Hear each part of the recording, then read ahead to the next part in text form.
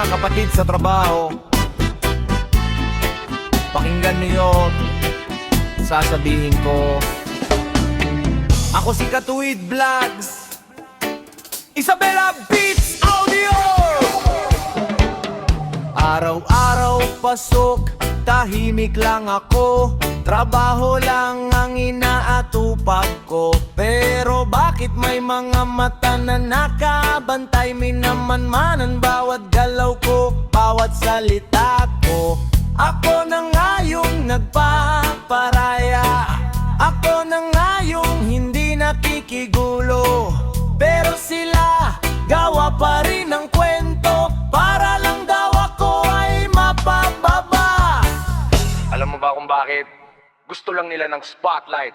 Mag-ingat kayo sa taong sip-sip sa trabaho, yung ngiti sa harap, patalim sa likod, gagawa ng kwento para ikaw ay ibagsak, para lang siya ang mapansin ng boss. Mag-ingat kayo. Akala nila pag chismis maniniwala na, akala nila pag ingay panalo na. Pero ang totoo nakikita ng boss, kung sino ang matyaga, kung sino ang totoo. Kailangan ng patunay, hindi ng kwento. Kailangan ng gawa, hindi ng drama. Kakilala man, kamag-anak man, sa trabaho, trabaho pa rin ang basihan. Mga kapatid, ako si Katuwid Vlogs.